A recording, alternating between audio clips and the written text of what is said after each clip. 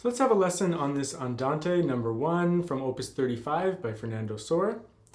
You can get the sheet music for this. It's part of my collection, Easy Classical Guitar Volume 1, and I'm doing some updated video lessons for that in preparation for the release of Volume 2.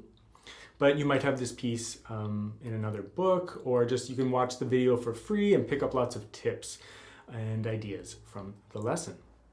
So the notes and the shapes in this piece are pretty straightforward. They're like C chords and F or D minor chords and G chords and C's. All pretty straightforward. There's nothing too complicated in that regard. But because of the number of arpeggios and the jumping melody, there's a lot of right hand fingering to talk about. So in the book, I don't do a ton of right hand fingering. It's mostly left hand fingering. But in this piece, it's a real focus on right hand fingering, so I've added a fair amount, especially on the first line, and then a few other spots where I thought it was needed. As always with any piece, you can play the voices separately. In this case, you probably want to play the top voice on its own.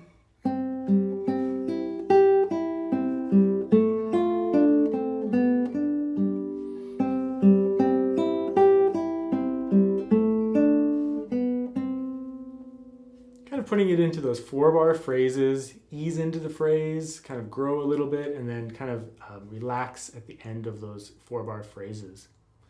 Use a little bit of shaping just within the line. In general, when the notes go up, crescendo, and when they go down, decrescendo, but that's not always true. It's like use your musical instincts and listen to the recording and sing along with your playing and follow your voice. Now, in regards to the right hand fingering, let's just talk about that. So it makes a certain amount of sense to think about arpeggios when you're playing this piece. So that means thinking like your I finger on the G string, your M finger on the B string, and your A finger on the E string. So on the first string. So I on 3, M on 2, and A on 1.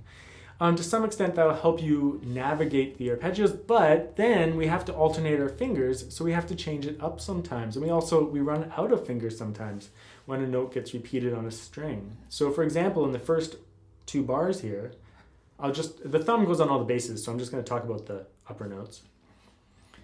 M, I, M, A, M, A, M, I. The reason I might do that fingering is just because I can take care of most of the arpeggio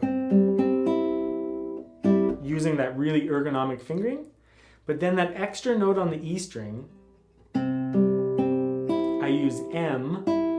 That way I can go back to A, M, I on the next notes.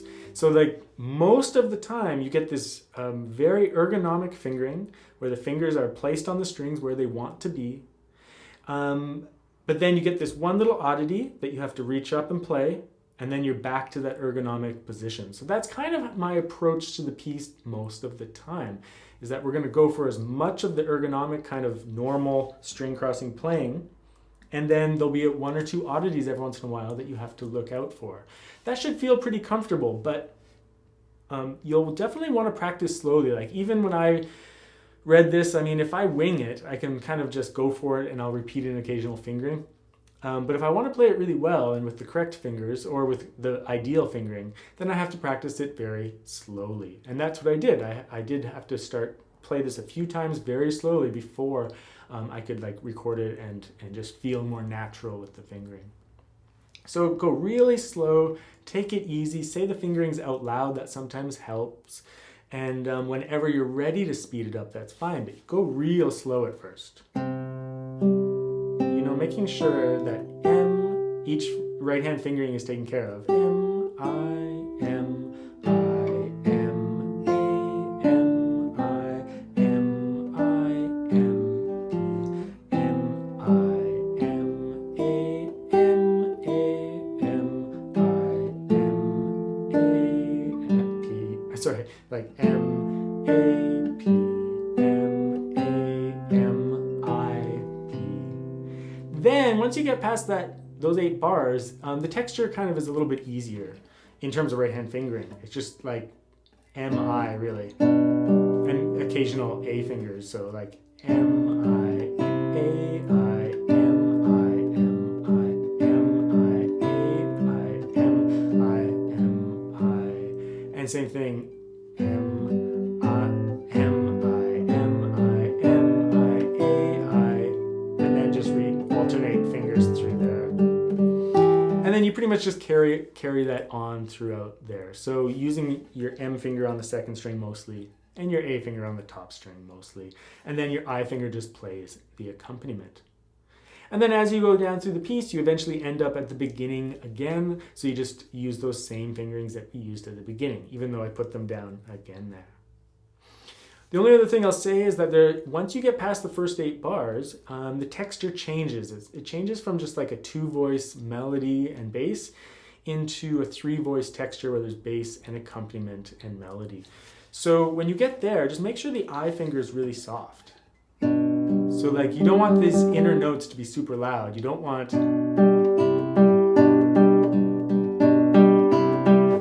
That's kind of disruptive. You want to bury that I finger and make sure the melody is coming out. Get a little bit of bass in there, but then not much accompaniment. So you really just want... And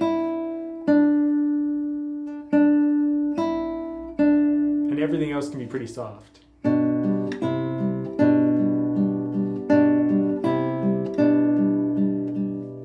And then you can add some like crescendo to the next part.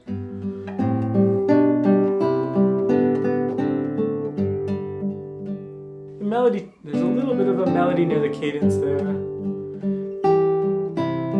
Keep the I finger buried. So just soft I finger all through here. And then thumb, I use thumb, thumb. And then you're back, essentially back to a repeat of the first 8 bars. So a pretty straightforward piece in the left hand, and musically, pretty straightforward as well, but that right hand fingering is something to consider, so just practice nice and slowly and give it some time.